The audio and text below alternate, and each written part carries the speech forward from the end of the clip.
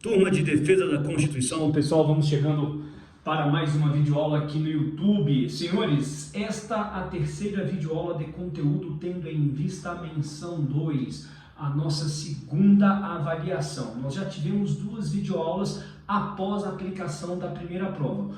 Uma respeitante ao julgamento cautelar, o julgamento cautelar nas ações do controle concentrado de constitucionalidade, e uma segunda videoaula que diz respeito às técnicas especiais de decisão no controle de constitucionalidade. Esta, portanto, a terceira videoaula de conteúdo. Pessoal, hoje nós inauguraremos o estudo a respeito em torno dos remédios constitucionais. Mandado de injunção, habeas corpus, habeas data e mandado de segurança. E nesta videoaula, coloquei o título Mandado de injunção. Mandado de injunção. Ah, senhores, onde está previsto na Constituição Federal? Tá falha. Onde está previsto na Constituição Federal? Senhores, na Constituição Federal, a gente vai ver o mandado de injunção previsto no artigo 5º, inciso 71. Artigo 5º, inciso 71. Qual é o cabimento do mandado de injunção? Cabimento do mandado de injunção.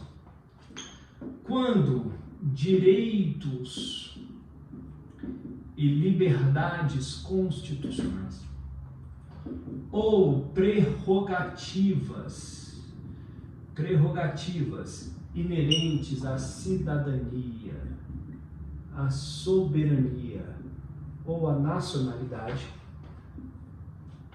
não são exercidos por ausência de norma regulamentadora. Então, o cabimento do mandado de injunção corresponde à ausência de norma regulamentadora que impossibilita o exercício de direitos e liberdades constitucionais ou prerrogativas inerentes à cidadania, à nacionalidade e à soberania. Senhores, não há dúvida, o mandado de injunção consiste em um remédio que foi pensado exatamente para tentar corrigir o problema da omissão inconstitucional. Da mesma forma que se pode reconhecer a inconstitucionalidade em face de um agir do poder público que subverte o texto constitucional, também é possível reconhecer uma inconstitucionalidade quando este agir do poder público não ocorre, não obstante tenha a Constituição Federal determinado o agir do poder público. A ausência de norma regulamentadora que impossibilita o exercício de direitos e prerrogativas constitui uma omissão do poder legislativo, de sorte que a ausência, esse ato normativo, esse vácuo normativo, prejudica o exercício de direitos pelo cidadão. À disposição do cidadão, portanto, há a previsão de um remédio constitucional, o mandado de injunção, que tem por escopo, que tem por propósito exatamente corrigir essa omissão inconstitucional que se imputa ao poder legislativo, isto é, a inação do poder legislativo, a não atuação do poder legislativo em editar a norma faltante, a norma regulamentadora que propiciaria o exercício dos direitos e prerrogativas constitucionais. Essa é a lógica do mandado de injunção e ela não está tão distante de uma compreensão que nós já temos, que é da ação direta de inconstitucionalidade por omissão.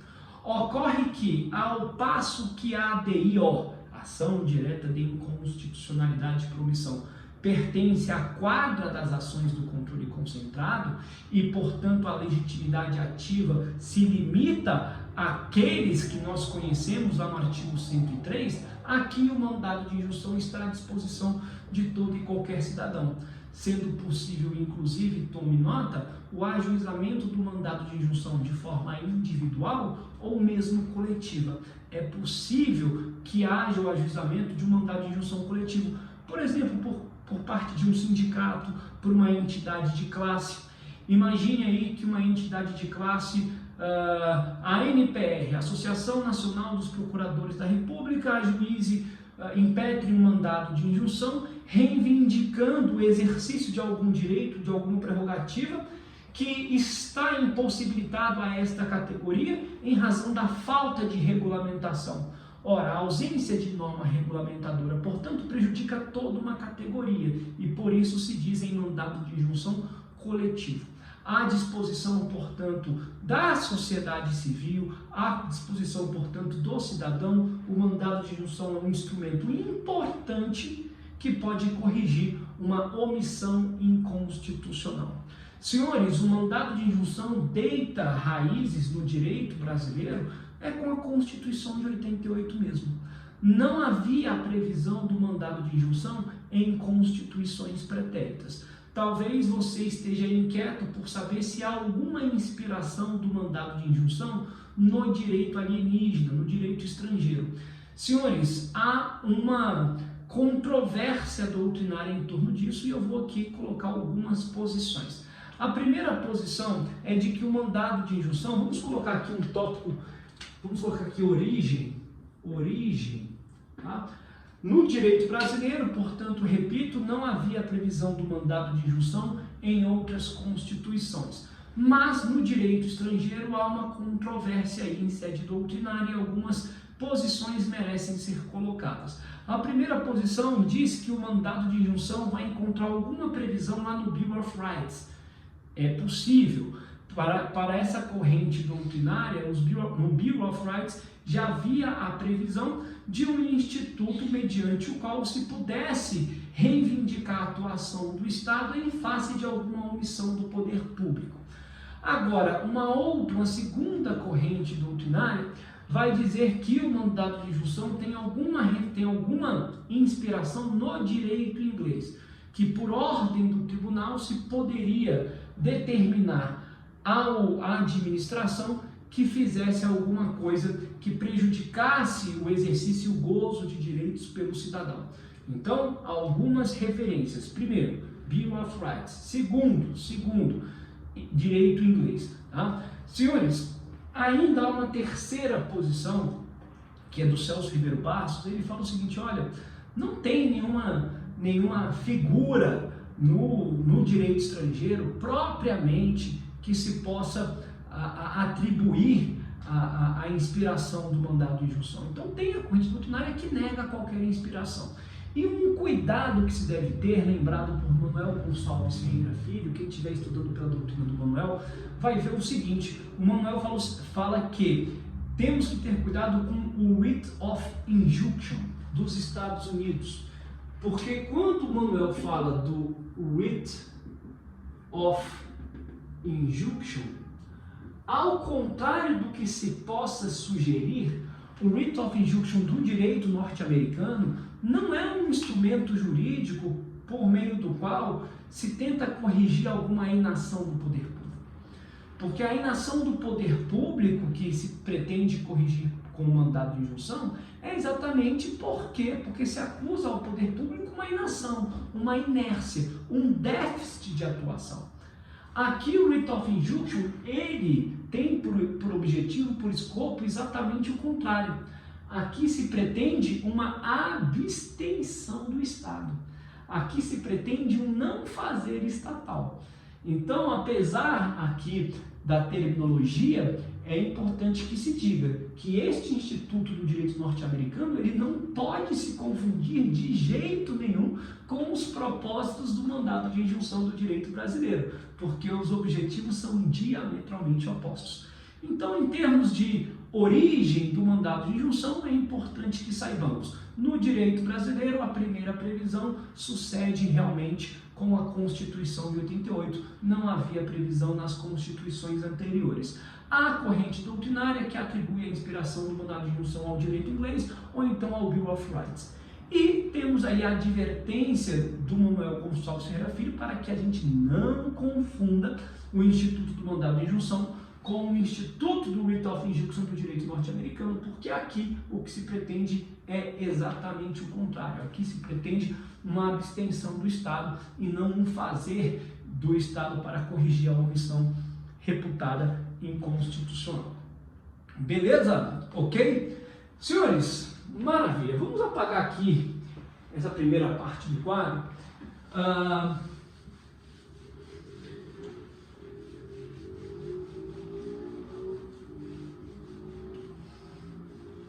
Vamos falar aqui um pouco do fundamento do Instituto, apesar de eu já ter adiantado algumas considerações. Fundamento do mandado de injunção.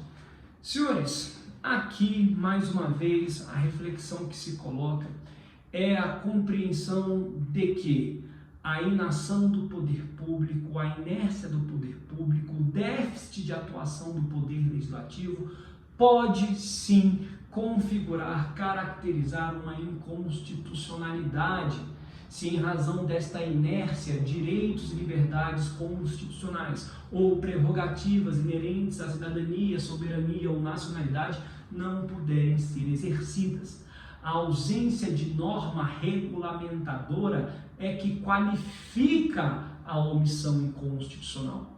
Porque se há uma norma da Constituição que reclama uma atuação legiferante ulterior para que esta norma constitucional possa produzir plenamente seus efeitos, a não realização, a não atuação do legislativo com este propósito configura uma inconstitucionalidade. É sim, claro, possível identificar uma inconstitucionalidade diante de um agir do poder público que subverte o texto constitucional. Da mesma forma, porém, é possível a gente conseguir visualizar a configuração de uma inconstitucionalidade quando a Constituição determina que o poder público faça alguma coisa e ele não faz. Também aí está, sem dúvida, uma desobediência à Constituição configurada. Senhores, qual que é o problema disso? O problema é que se a Constituição, se uma norma constitucional carece de norma regulamentadora, se uma norma constitucional carece de norma regulamentadora, isso significa que ela não produz plenamente seus efeitos. E isso daqui não pode subsistir, porque isso daqui depõe contra a força normativa da Constituição. Para se garantir a força normativa da Constituição, a ausência de norma regulamentadora, ela dificulta a realização disso daqui. É por isso que também há de se referir o postulado da máxima efetividade dos direitos fundamentais. Ora, para se garantir a máxima efetividade dos direitos fundamentais, é preciso que a Constituição coloque a sua força normativa. Sem a norma regulamentadora, a gente fragiliza a força normativa da Constituição, o que não é desejado. Tá? Senhores, bom, e aí? Como que o Supremo Tribunal Federal lida com essa problemática? Diante de um mandado de injunção, diante de um remédio constitucional, por meio do qual o cidadão ou algum segmento da sociedade civil, na hipótese de um mandado de injunção coletivo, acusa a ausência de norma regulamentadora, ao se acusar a ausência de norma regulamentadora, também se está acusando que a força normativa da Constituição está prejudicada, que a máxima efetividade dos direitos fundamentais não está sendo observada. Vamos colocar aqui embaixo também, ó, máxima efetividade dos direitos fundamentais. Senhores, e aí? Diante de um cenário como esse, em que a Constituição se revela fragilizada, em que a força normativa da Constituição não se coloca, como o Supremo Tribunal Federal reage ao mandado de injunção? Aliás, qual teria sido a inteligência do Constituinte, o propósito do Constituinte em entregar ao cidadão um instrumento mediante o qual ele pudesse reivindicar do Poder Judiciário alguma atuação? Se o mandado de injunção está à disposição do cidadão, é porque o Constituinte sabe que ao cidadão a última trincheira que lhe restaria seria a utilização de um remédio constitucional para bater a porta do Supremo Tribunal Federal e dizer: eu não consigo exercer um direito constitucionalmente assegurado por ausência de norma regulamentadora. Como que o Supremo Tribunal Federal reagiu a isso durante os anos? Como evoluiu a jurisprudência do Supremo Tribunal Federal nas decisões prolatadas em sede de mandado de injunção? Senhores, bom, colocado aqui os fundamentos, vamos então agora migrar exatamente para este tópico, entender a evolução jurisprudencial do STF no trato, na elaboração das decisões prolatadas em mandado de injunção. Que resposta dar ao cidadão que dispôs a avocar a atuação do Supremo Tribunal Federal, acusando ao Supremo a omissão inconstitucional do Poder Legislativo, que deixou de elaborar a norma para atribuir a máxima efetividade dos direitos fundamentais, para agregar força normativa à Constituição. Senhores, vamos colocar então aqui as teorias das decisões em mandado de injunção. Teoria das decisões em mandado de injunção. Pessoal, aqui eu vou compartilhar com vocês duas classificações. Uma colhida em sede doutrinária, uma classificação que é construída pela doutrina, e outra classificação que a gente vai extrair da própria jurisprudência do Supremo Tribunal Federal. Então, em sede doutrinária, nós temos a teoria da subsidiariedade,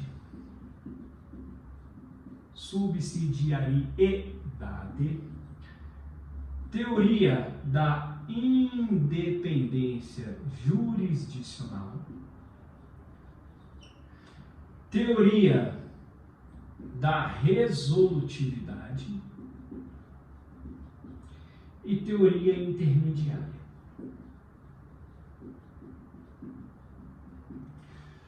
E na jurisprudência do STF, nós teremos a teoria não concretista, teremos a teoria concretista individual e a teoria concretista geral. Senhores, olha aqui. A teoria da subsidiariedade, ela propõe que o Supremo Tribunal Federal se limite a declarar a mora legislativa. Existe a omissão inconstitucional? Realmente existe. O Supremo declara a omissão e reconhece a mora legislativa. Pronto. Apenas isso. Qual que é o efeito prático disso? Nenhum. Essa teoria da subsidiariedade, ela se associa à teoria não concretista. Ou seja, essas duas teorias aqui, que na verdade se equivalem, apenas muda o nome, porque uma deita raízes na doutrina e a outra a gente extrai da jurisprudência do Supremo Tribunal Federal, mas por ambas a compreensão é a mesma. Por essas teorias, o Supremo Tribunal Federal se limita a reconhecer a mora legislativa, declarando a omissão inconstitucional, sem que nenhuma providência seja tomada. Cuidado com isso. Por que que havia essa teoria? Por que que o Supremo Tribunal Federal obrou tão somente em declarar a inconstitucionalidade, em reconhecer o fenômeno da omissão inconstitucional em sede de mandado de injunção, sem tomar nenhuma providência. Porque para esta teoria aqui prevalecia o princípio da separação dos poderes. Ou seja, não podia o Supremo Tribunal Federal mesmo fazer alguma coisa, porque o princípio da separação dos poderes impunha ao Supremo Tribunal Federal uma posição de abstenção, sem poder resolver o problema da omissão inconstitucional. Já a teoria da independência jurisdicional, eu vou mudar aqui, tá? Vou mudar aqui, me perdoem. Só vou trocar de lugar, tá? Só vou trocar de lugar. Vou colocar aqui teoria da resolutividade. Teoria da resolutividade.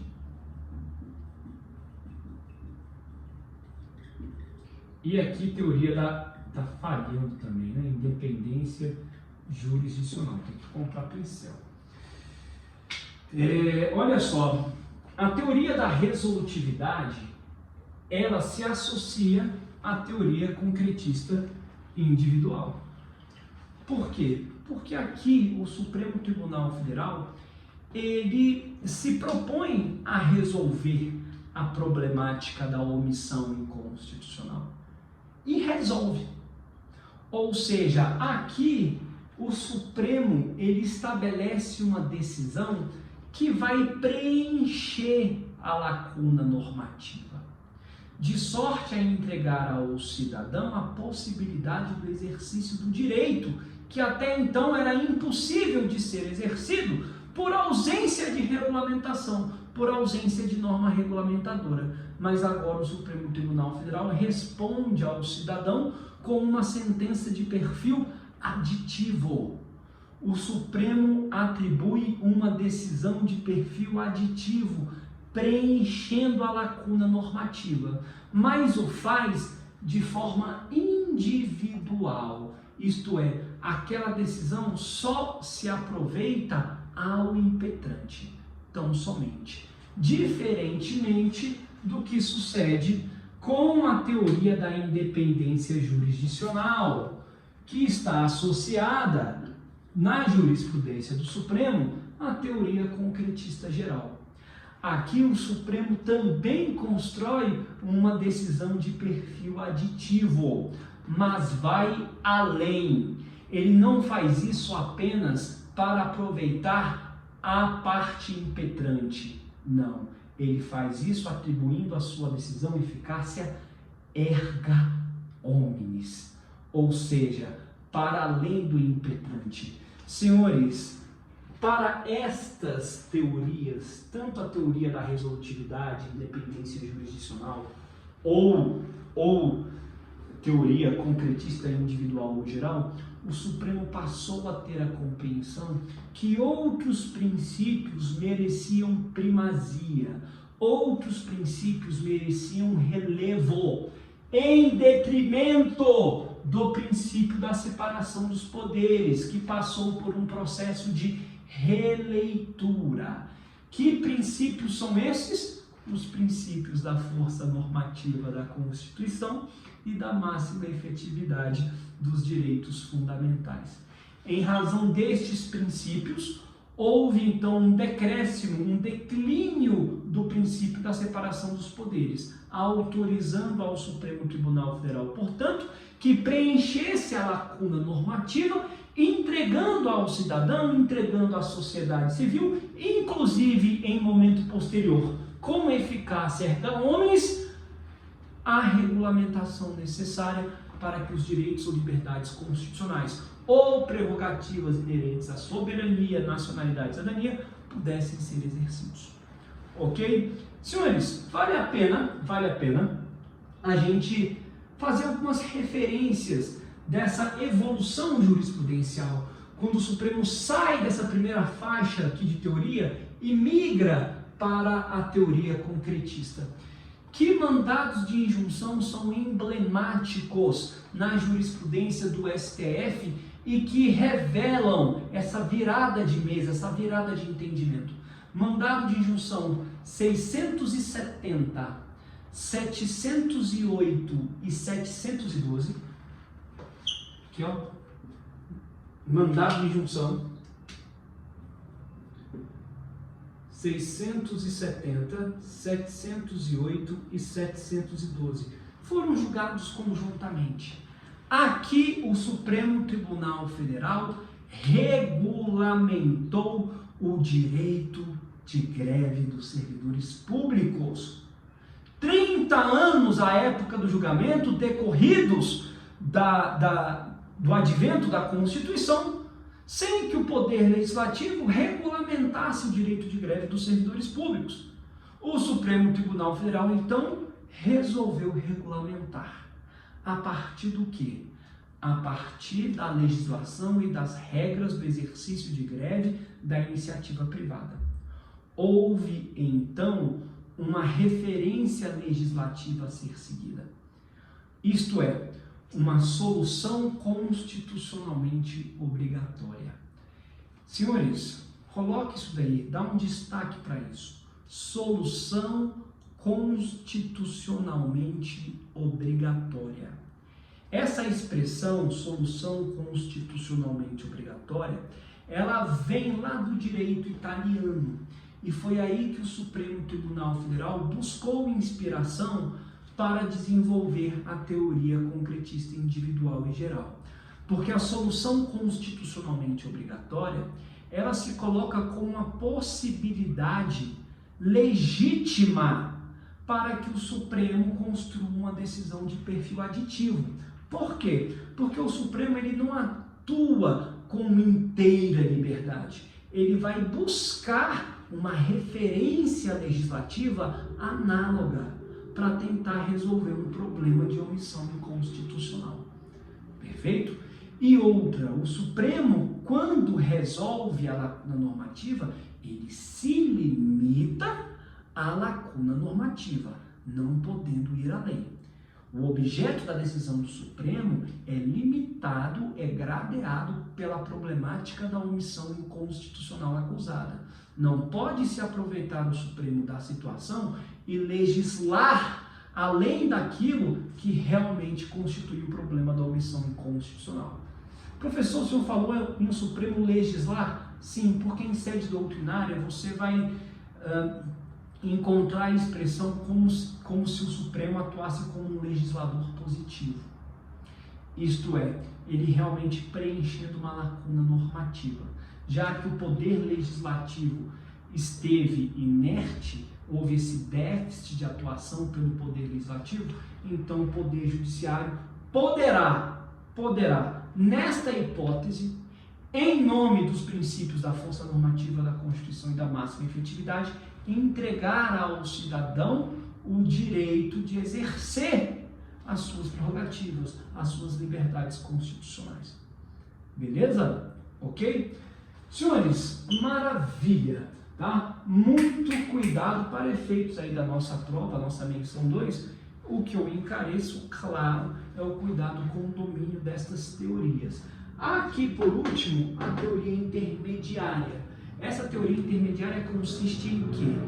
Consiste na declaração da mora legislativa. Sim, o Supremo reconhece a mora legislativa, mas vai um pouco além. O Supremo franqueia, estabelece um prazo para que o Poder Legislativo venha a editar a norma faltante. Em um primeiro momento, portanto, o Supremo não constrói a decisão de perfil aditivo. Ele não preenche a lacuna normativa, não. Mas ele estabelece um prazo para que o Poder Legislativo faça. E apenas no caso de recalcitrância, de teimosia, de persistência dessa inação, dessa inércia, aí sim é que o Supremo Tribunal Federal, então, vai preencher a lacuna normativa. Mas no primeiro momento, ele se abstém de fazê-lo. No primeiro momento, ele ainda concede oportunidade para que o Poder Legislativo venha suplantar essa ausência de norma. Que prazo? Vai depender do caso concreto. Pode ser 6 meses, pode ser 1 ano. O Supremo vai lá, assinala um prazo. Se o Poder Legislativo responder com a elaboração da norma dentro desse prazo, ok. Do contrário, o Supremo vai lá e caneta, preenche a lacuna normativa mediante a construção de uma decisão de perfil aditivo. Tudo bem, pessoal? Beleza? Maravilha! Maravilha! Não custa a gente referir, eu acho que já tive a oportunidade de falar com vocês a respeito disso. Mandado de injunção e ADI por omissão são duas ações constitucionais que convergem para a solução de um mesmo problema, que é o problema da omissão inconstitucional. Tanto que na Constituinte houve uma tentativa, inclusive, de trazer a ADI por omissão para o rol do artigo 5º. Só que aí, depois de alguns debates, se preferiu mesmo deixar a ADI por omissão junto com as demais ações do controle concentrado, para que não houvesse dúvidas de que a ADI por omissão era uma ação do controle concentrado. Mas os propósitos de uma e outra são exatamente os mesmos, o que muda é uma perspectiva processual, a começar pela legitimidade. Agora, a competência sempre vai ser do Supremo Tribunal Federal. Beleza, pessoal? Então, vencemos aí o primeiro remédio constitucional. Vencemos aí o primeiro remédio constitucional. Eu teria aí quando eu for disponibilizar essa videoaula, vamos ver se a gente consegue aí nessa semana ter 2 vídeos para a gente terminar o mês de outubro já com 4 vídeos, né? Mas se não der, não tem problema, nós temos calendário para isso, tá? Vou conversar isso com vocês, marcar nossa prova também, ok? Vai dar tudo certo, beleza, pessoal? Tem também um artigo antigo, mas extremamente valoroso, do Rodrigo Lago, não sei se é do Rodrigo Lago, é da Giovana, sobre mandado de injunção, um artigo de 2010. Porque assim, hoje já tem uma lei que regulamenta o mandado de injunção, tá? Nem falei, mas é a lei 13.300 de 2016, que cuida de aspectos meramente procedimentais do mandado de injunção. Tá? Se eu achar esse artigo, eu compartilho com vocês, seria mais a título de material de apoio. Tá bom? Pessoal, obrigado, até a próxima. Tchau, tchau.